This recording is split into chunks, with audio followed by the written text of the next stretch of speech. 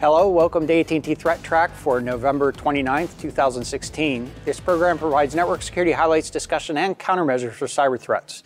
Today we're joined online by John Markley. John, you're a mobile security or mobility security analyst, and welcome to the program today. Yep, thank you, Brian. So what keeps you busy? Life is mobile now, so everything keeps me busy. So yeah, anything to do with you know, the little devices we carry in our pockets 24/7 is something I'm interested in. Right, so you've been looking at sort of vulnerabilities of devices and how we need to be prepared for those, and vulnerabilities associated with the infrastructure itself, making sure that it's not vulnerable to attack, and any others that I've missed? That's it. It's like from end to end, you want to make sure that it's secure and provides not only a service, but also a secure service. All right, very good. Welcome to the program. We have Matt Kaiser here. Matt, you're a security analyst and busy with a number of things. A number of things. What's been keeping you busy lately? Reading spec sheets for a TR-069 and TR-064.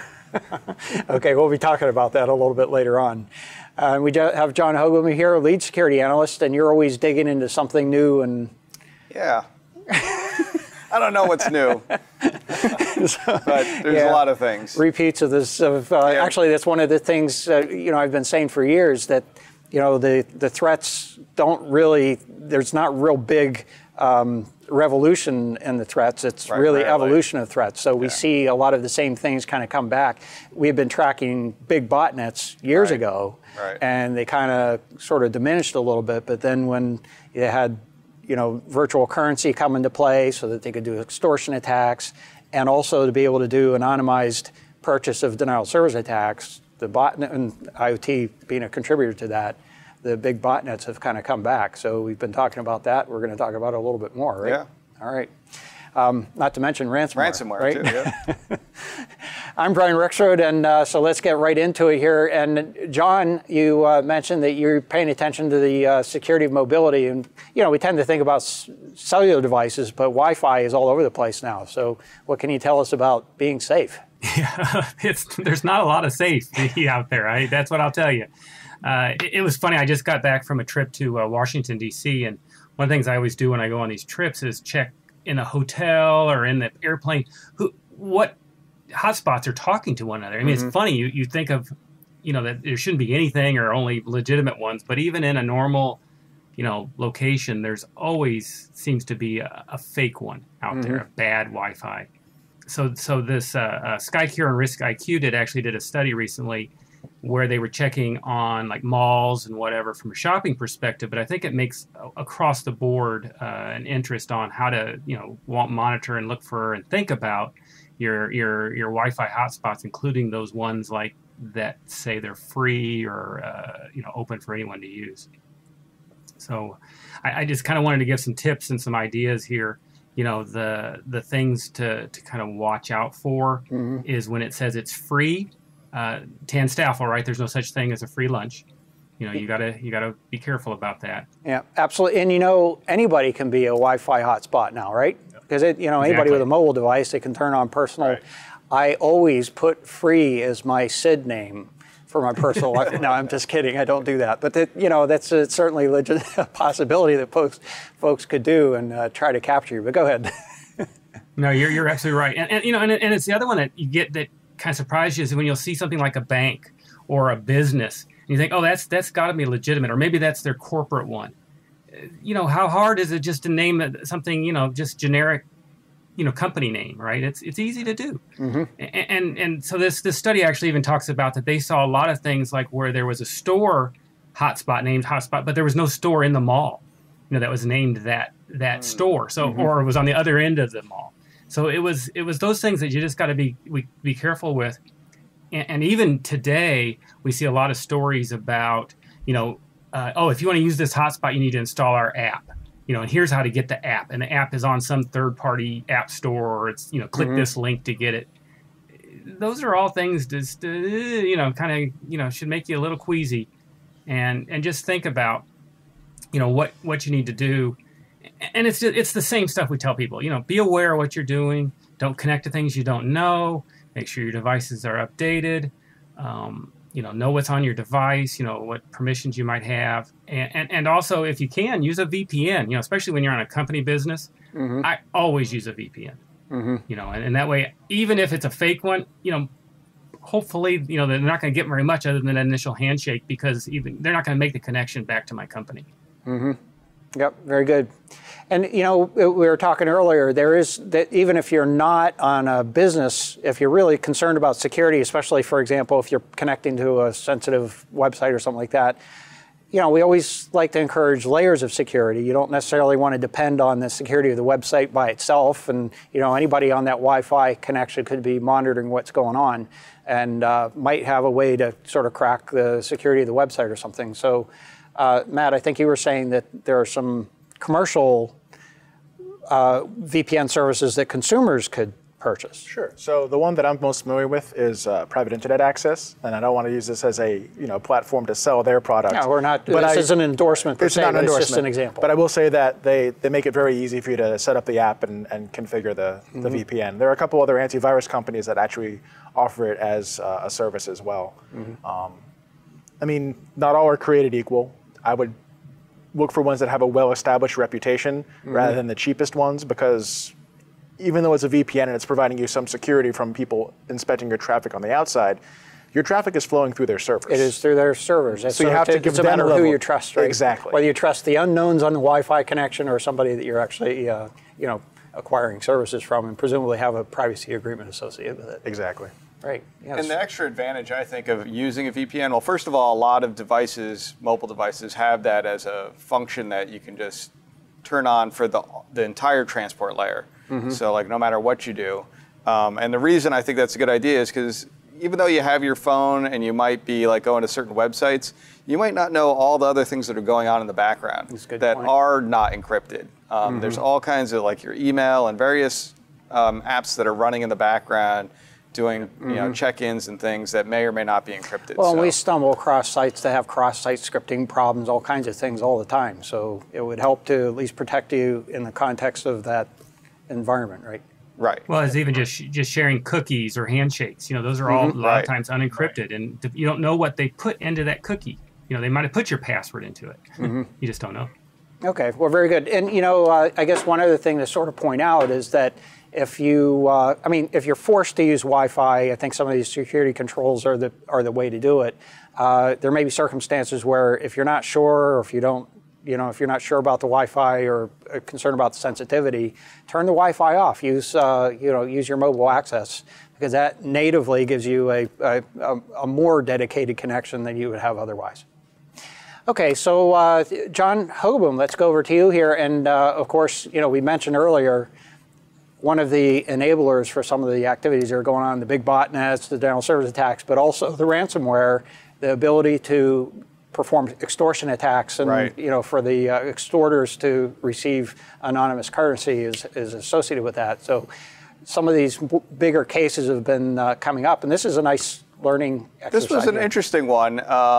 There's kind of two pivots to this story. I have the initial story, but then also Brian Krebs did some research that has extracted a lot of additional nuggets. So basically the first bullets on this story is that Saturday, November 26th, right after Thanksgiving, the San Francisco Municipal Rail Station, their ticketing systems were hit with a form of ransomware. And it's the one that, I guess, it manages those kiosks as well. And I don't know that those kiosks were compromised so much as the systems behind them were. The attacker was able to put ransomware on about 1,000 machines, he says. And then he was claiming to want to extort 100 Bitcoins as the ransom, which is about $73,000 US.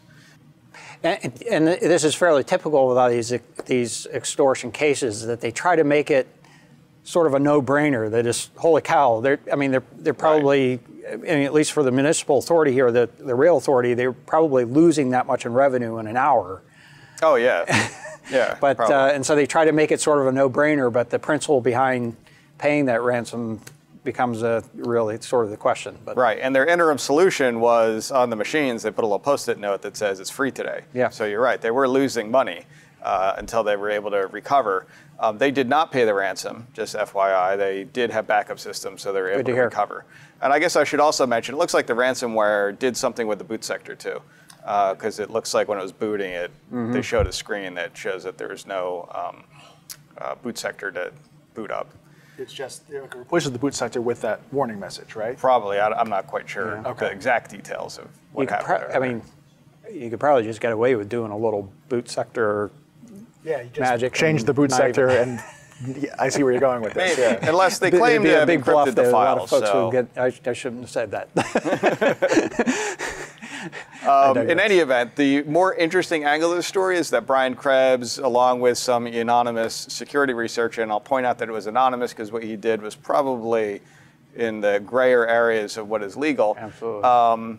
He was able to take that email address that the attacker was using for the ransomware. That's the email you'd reach back to send your ransom to. And he was able to break into that email account up on Yandex, which is an email service. And he was able to kind of see through his inbox that not only was this, San Francisco Municipal Authority a victim, but there were a lot of other victims, mostly in manufacturing construction firms based in the U.S. And many of them did pay the ransom.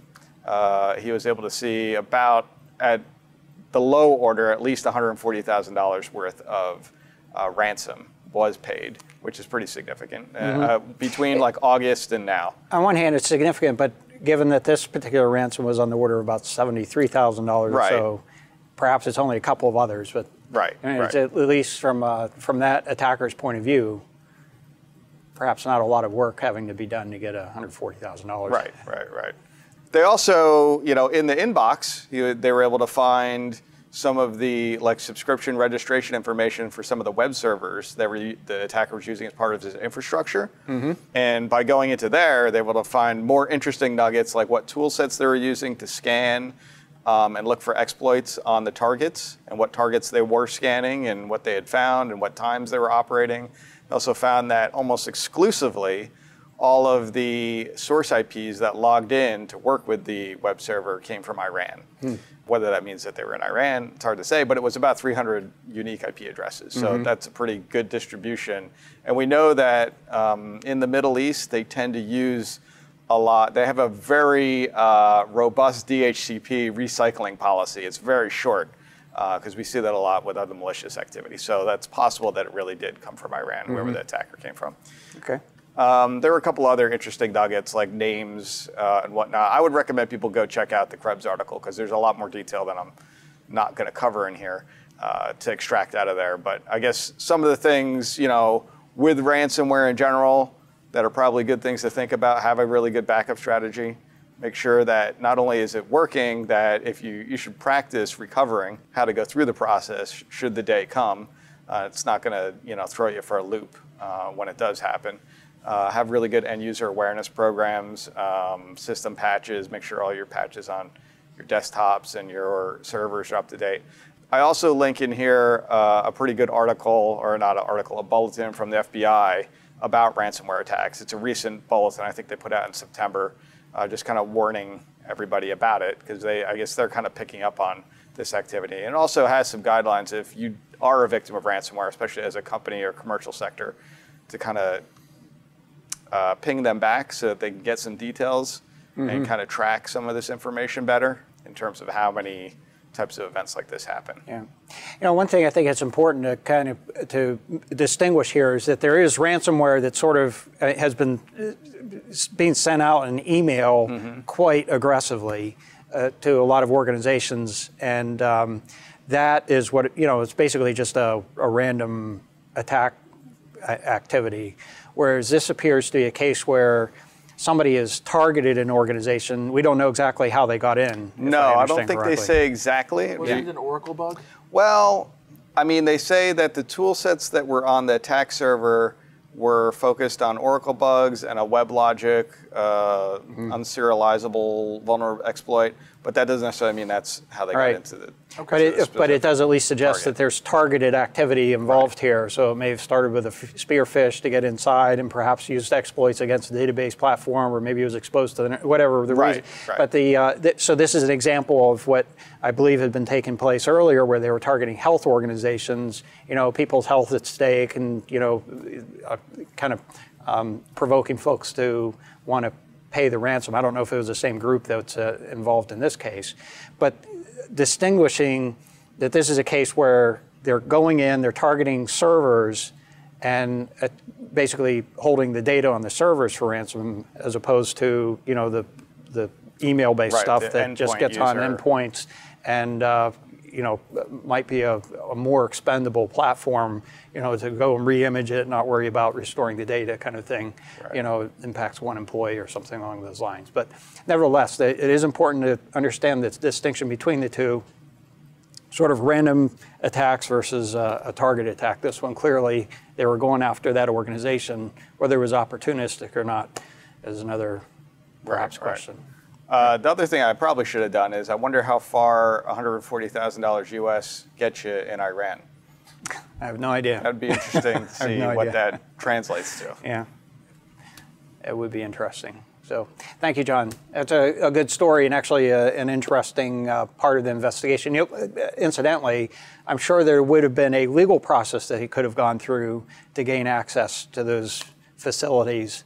And hopefully it didn't. It probably would have taken a very long time. Actually, well, it possibly would have. That's a good point. It would certainly not within 3 days or whatever. That's since this happened. So. Well, it certainly wouldn't be out in the public domain in 3 days. So right. that is clearly a different matter. All right, so John Markley, let's go over to you, and I think you have a very quick quiz for us. Yeah, and this one's kind of again, as IoT continues to grow, I think we need to consider. How much do we have in our business, in our offices, or in our homes? How much connected devices we have? So IHS Markit did a study, and they actually produced this. And one of the things that they found was how many connected devices worldwide are there, and then specifically in North America, do we have per household? So I thought that'd be a good point to discuss. Mm-hmm.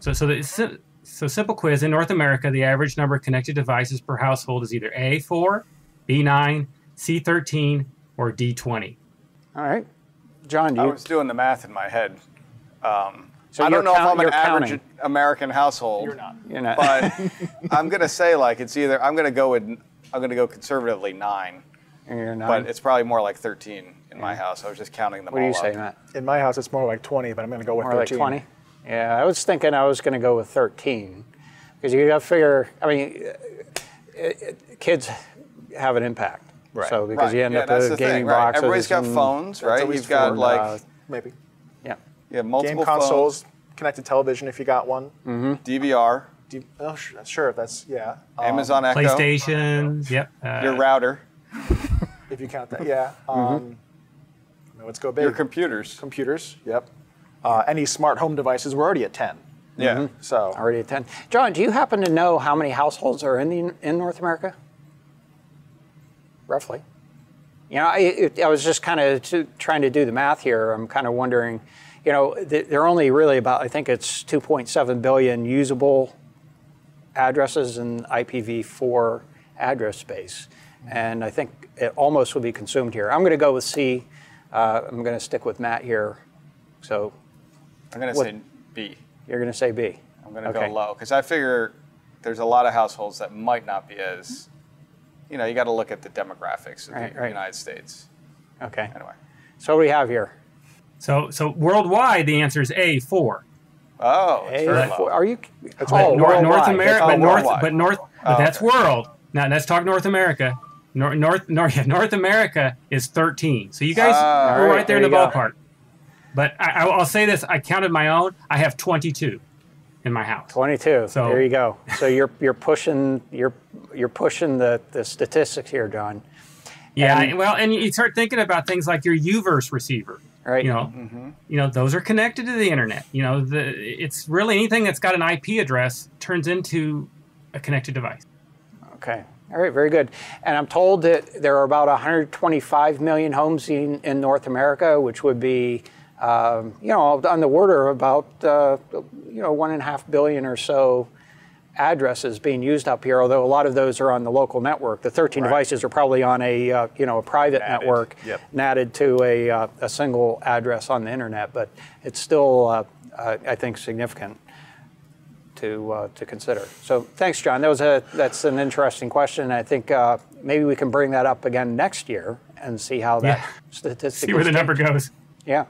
All right, so let's take a look at the internet weather, and we're going to start with this, and then we're going to go off and talk with Matt a little bit about this. But we'll start with scan probes and sources on port 7547 TCP. This is CPE Web Management Protocol, right? CPE WAN Management Protocol? WAN Management Protocol. Yeah, so. Thank you very much, Matt. So nevertheless, so we're seeing a really significant increase over the last couple of days in the amount of probing activity, hundreds of millions of probes per hour, and then on top of that, 200,000 unique sources on a given hour. And I think cumulative through the course of the day was on the order of about 840,000 or something like that. So It's a significant diversity across those. We're going to dig into that a little bit further. But so what's behind this port 7547? And Matt, I think we're going to go to you, and you're going to give us a scoop, right? I will give you the scoop. I will not be the first. There were some really excellent write-ups done by the ISC. A lot of chatter. A lot of chatter. Yeah. There's a blog, Bad Cyber, that did a really good write-up as well. There's a number of folks. And actually the person who developed this vulnerability in the first place, developed the exploit that made it into Metasploit, had a really good write-up on it as well. So a whole bunch of different sources coming to this little report. So 7547 TCP is typically used for what's called TR-069, which is that CWMP, CPE, WAN Management Protocol. And for those who don't know, CPE stands for Customer Premise Equipment. So it's sort of an ISP term for the devices that bridge your network to a customer's network. Usually a cable modem or a DSL modem or things like that are customer premise equipment. And TR-069 is a protocol for remotely managing them, as the name would suggest. TR-064 is the LAN equivalent of that kind of a protocol. So you can send commands to the device and make configuration changes. So what we see here, and But it's supposed to be only on the LAN. I'm getting there. Side, Yep. okay. So TR-064 is the LAN side, TR-069 is the WAN side. Keep that in mind. So the bug itself was found against a couple different models of router, one of which was Deutsche Telekom's Speedport. I don't remember the exact model name. And there was another one from Ireland, I believe, that was also affected. The attack sends a post request that speaks TR-064 to this port. Now that should sound weird to you, and it is. Going on, it sets the set NTP servers function, and within that field where it's supposed to say these are my NTP servers, it contains command injection text. So there's a command injection vulnerability where it expects an IP address, you give it a command, and it runs that command arbitrarily. So Metasploit had a module for this bug on 11.08, and now we're seeing it being used in botnet scanning activity and mass exploitation. So I can go on a little bit about how this malware propagates. Sometimes it uses TFTP or wget to pull the payload down, scans for Telnet as well, which I think we'll see later. That was a little uptick in Telnet scanning about the same time. And then it closes 7547 behind it, which is another tactic we've seen where they don't want anyone else to exploit the box, so they close the port. And they also close Telnet, which it also scans for and exploits on. So it's closing doors behind itself. Right. Well, and I think this is one of the symptoms, and I think we have a little bit of evidence perhaps in that, and later on in the program here, where there may be botnets trying to capture resources associated with other botnets, which tends to cause the botnet operators to do more to defend their resources. As the Mirai botnet was kind of building, I think it was sort of the only game in town in that space, or at least the most aggressive. They weren't really doing a lot to defend themselves. Now it looks like some things are happening to try to defend resources and perhaps gain access to other resources, which is a little bit of an infighting activity, so to speak. But sure, once that sort of thing gets into the news, like once a good exploit makes it out there, of course you're going to have 3 or 4 copycats, a handful, maybe not 3 or 4, but significant number of people trying those same exploits. I talked about how TR-069 is a WAN protocol, TR-064 is a LAN protocol. Surprisingly, maybe not surprisingly after all the IoT junk we've seen, some devices listen for both the WAN and LAN protocols on the same port on a WAN interface, which means that someone's listening for a LAN protocol unauthenticated on the internet. So in addition to the command injection vulnerability, the service is offered on the wrong interface. Correct, and this is a management service. So even if this bug didn't exist, you could tamper with the device. You could say, set the NTP server to something arbitrary. If it had a function for DNS, you could set that.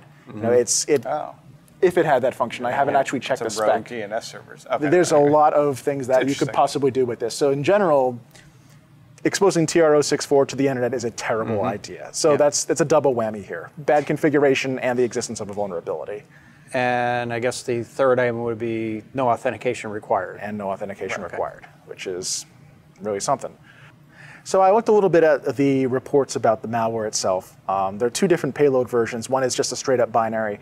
The other one is a script, like a bash script, that goes and grabs a whole bunch of different versions of that binary. And we've seen this in IoT devices before, where they'll grab one that's supposed to run on ARM and run that one. And then they'll run the one that's supposed to run on MIPS, and whichever one just happens to run is the one that infects the box, but they try them all. Which is And if it crashes the box, they just move on to the next one, right? Sure, scanning is cheap. What I found interesting is in the script version, there's a URL to Instagram, and it's got a picture, like a poster for an event, and the title of the picture is Botnet 14. Now, this is infecting boxes with Mirai, and Botnet 14 was one of Mirai Tracker's names for one of the instances. So I think it's kind of a little joke for the people who these may or may not be the creators of Botnet 14 on Mirai Tracker, but somebody is definitely keeping an eye on Mirai Tracker. So there's at least two known affected devices, probably many more that haven't been found yet. The EIR, E-I-R, I don't know how to pronounce it right, D1000 wireless router, and the Speedport router from Deutsche Telekom. Deutsche Telekom has already provided a patch, and if you have that affected router, all you have to do is power cycle your box for 30 seconds. It'll turn back on, call out to home, and get the new patch, which is great. Now, the reason I say there may be more is that one of the analysts on the web, not one of our guys, found that there's a Zyxel firmware that has the bug. And to me, that says that firmware may be used on more than one device. And no one, as far as I can tell, has found a comprehensive list of all devices running that particular firmware. Well, I think we have a little evidence that may exist. Yes, I think so. Okay. So the big question is, we've got this problem, now what can you do about it? So obviously, when you have a management port like this, I mean, I think it's a little bit difficult to say, because obviously you don't want to expose LAN protocols on WAN interfaces. For good measure, you probably shouldn't be sharing two protocols on one port, especially if you've got you've got 65,000 plus ports on any device. Pick another one. But you also, if you've got a management port, LAN or WAN, I mean, mostly for the WAN in this case, because that's where the exploitation comes from, limit the connections to only known management services. Yeah. There's no reason for everyone to be poking at this port, in my opinion. All good points. And then last but not least, include authentication. Include authentication. Yeah, so that the protocol appears to need some modification to be able to really be considered, in my opinion, what would be a secure protocol. But Sure. What the nice thing is, though, the happy ending, the silver lining, or whatever you want to call it, is that Deutsche Telekom actually has a mechanism for updating these devices. And in most of the IoT cases we see, that doesn't actually exist. yeah, that's actually a very good point. That's one of the, I think I created a list of about 7 things that any network device should be capable of. One is to update the software. Yep. And they made it super easy. Reboot the box. You don't even have to go to a menu or log in or anything. Just reboot it. All right, very good.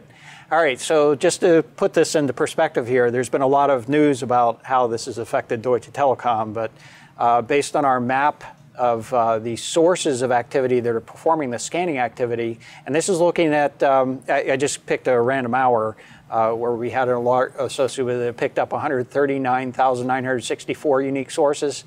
And I think I got that number right. Yeah, 864. Nevertheless, it shows actually quite a lot of activity all through Europe and in the Middle East. Also in China, looks like the Philippines, Australia, and quite a bit in South America as well. The good news is for folks, our viewers in the United States, not too much activity there, and perhaps you could say the same thing if you're living in Africa, except in South Africa, there's a little bit of activity there.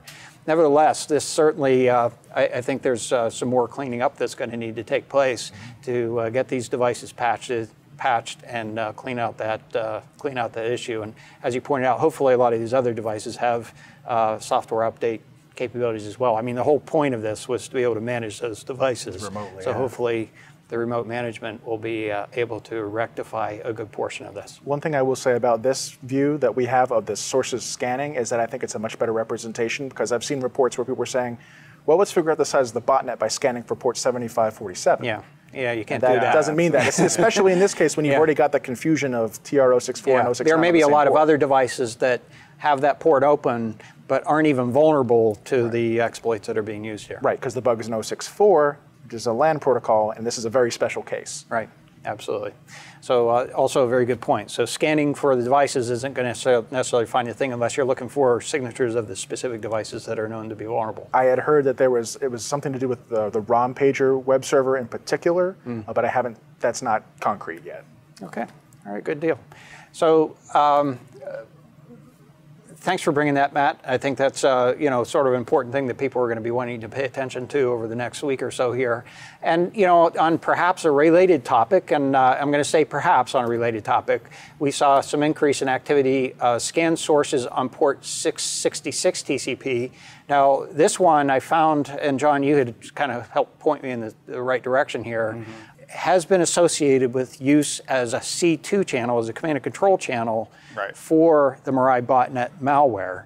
Although the Mirai botnet also tends to use other ports for its command and control. A lot of them use 23, but again, Mirai botnet is segmented. There's different actors running their own versions. Like the same thing as the old Zeus days. Not one big Zeus botnet. You got all these different actors. So yeah, so we've seen. We have seen that. Yeah, I have certainly seen cases where there was malware analysis, and there were a number of C2 IP addresses that were offering the service on port 666. So the theory here is that perhaps, this is clearly a botnet activity doing this. You can see, because we're looking at this number of sources, and it jumped up to about 2,500 sources right away. We see that telltale decay of activity as the command is completed, and then that the botnet operator has clearly renewed that command a number of times. That's what each of those sawtooth spikes are on the graph. So this is botnet activity that's scanning on this port, perhaps looking for other command and control servers associated with Mirai botnet malware, and perhaps so they can gain visibility into what the other botnets are doing, or perhaps to even do something to try to take over those botnets. I'm speculating on that aspect of this, but there's clearly some motivation for scanning on this port, and it seems to coincide relatively closely to some of this new activity that's taking place as well. And just taking a look at the geographic distribution of those sources, this particular example picked up 1,175 addresses, and they're pretty widely distributed across the internet, which is pretty consistent with Mirai, infected devices anyway. US than certainly than the last one, yes. So looking at the top 10 most probed ports, we still consistently have port 23 at the top of the list here. And that's followed by 7547 TCP. So in terms of the number of probes, it's a little bit misleading. That's jumped up 142 places because we really didn't see any scanning on that port previously. That's followed by port 22 TCP, SSH, 3389 following that, which is a remote desktop protocol. 1900 UDP, we're going to take a quick look at that later on, which is SSDP, relative of, or perhaps not a close relative, but a relative of the LAN side management protocol that we were just looking at earlier. And then 80 TCP, there's web activity, followed by 1911 TCP, which is a industrial control protocol, 21 TCP FTP, and then 123 UDP, that's network time protocol, and then finally 3306 TCP, which is Microsoft SQL database. Actually, it's not Microsoft, it's MySQL database. Thank you, John. But I did want to point out that a little farther down on the list, actually 1434 UDP did show up as one of our anomalies, I should say. So there has been a little bit of a surge in activity in scanning for database technologies, MySQL database, as well as Microsoft SQL database. But that just didn't happen to make the list here. Looking at the most sources doing the probing, and here's a little bit of a switch, where we had typically been seeing about 3/4 of the sources being port 23 TCP. This is a case where port 7547 actually took the top spot here, moved up 338 spots in comparison to last week, which we used to be 339 on the list. So a significant number there. I don't recall specifically, but I think it was on the order of about 800,000 unique sources across the course of the day that we picked up on our network as a part of this analysis. That's followed by port 23 TCP, which is still a really significant source of activity. And then we have a number of ICMP ports that show up in the list here. Perhaps next time I should edit those out. But then we have a port 445 showing up here, port 80 TCP showing up, 22 TCP and 21 TCP, all of which we've seen earlier. Just to take a little bit of a quick comparison between the amount of sources, the number of sources that are scanning on 7547 TCP in a given hour compared with 23 TCP, that would be Telnet. Looking at the last 30 days of activity, just over the last couple of days, 7547 is coming kind of close to the number of sources that port 23 had. But what's kind of interesting is it appears that a good portion of these sources are unique. We saw the geographic map of the concentrations of those, so it appears to be actually a new botnet that did not really take away from and perhaps even contributed to some of these scanning activities on port 23. So at first I thought maybe this was a case where they shifted resources from scanning on port 23 over to 7547. That does not appear to be the case. The addresses appear to be new and very much concentrated in specific ISPs that perhaps have some problems with the devices that need to get straightened out. Taking a little closer look at the activity on port 23 TCP, as I stated earlier, we have been seeing over the last few weeks here some decrease in activity, or at least in the number of sources that are doing the probing activity. I think that has to do with sort of the bifurcation or the breaking up of the Mirai botnet and sort of competing for resources that we're seeing that. But we did see, and I think, Matt, you had mentioned that some of these devices that are getting infected with whatever we're calling the malware. It's still Mirai. It's just a modification still Mirai, of but Mirai. you said it was botnet number 14, perhaps? Botnet 14, potentially, but they may... Yeah. They may be joking. There's no registry associated with those numbers, so you don't really know. Oh, that's what we need, a botnet registry. Yeah, botnet registry. That would be very helpful. The IDR. Hey, if anybody goes for it, why not? Yeah, so nevertheless, we do see a little bit of a bump up in activity in terms of the number of sources as well as the number of probes that are taking place on port 23 that may be attributable, that increase being attributable to this sort of not new botnet activity that's building up. And then looking at scan probes and sources on port 1900 UDP, that's Simple Service Discovery Protocol. On the first top graph here, there's a lot of spiky activity because this port gets used for reflective denial of service attacks. So what I did is I averaged that off over a 24-hour period to kind of smooth out the graph a little bit. And then you can see that there's a clear change in activity just over the last couple of days here, where we saw, and it has, again, that telltale sign of a botnet where it spikes up to a large number of sources that are doing the scanning activity. This is around 6,000 sources, and then a decay pattern, and then a spike up again. So somebody is going around and looking for addresses that are servicing this port. Again, this is a LAN protocol. It shouldn't be exposed to the internet, but it can be useful for attackers that are doing reflective denial of service attacks. So perhaps that new botnet that's being built up is also looking for reflectors to be able to facilitate denial of service attacks. Again, that's speculation on my part.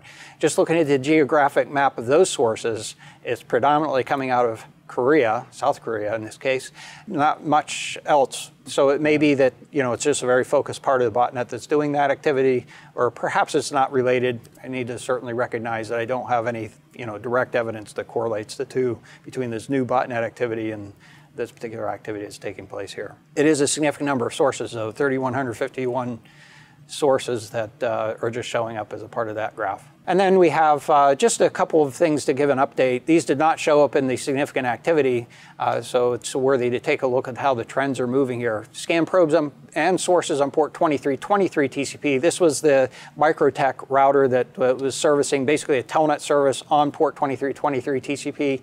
Had some of the same issues as some of the others. That is default passwords and the opportunity to take over the device.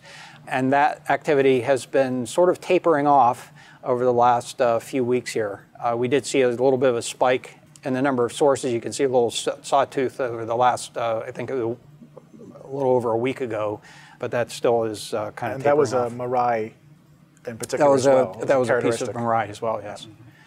And as was perhaps this activity, we had been reporting for quite some time on the activity on port 53413 UDP. You can see the activity back in July to August time period where we saw significant probing activity, and that again has been tapering off, sort of a lack of continued interest in finding those devices. Although I think they're still out there. I don't think that problem has necessarily been fixed. As perhaps they've found other things that are a little easier or more lucrative for them for the time being. It's hard to get much easier than the Netis vulnerability. Yeah.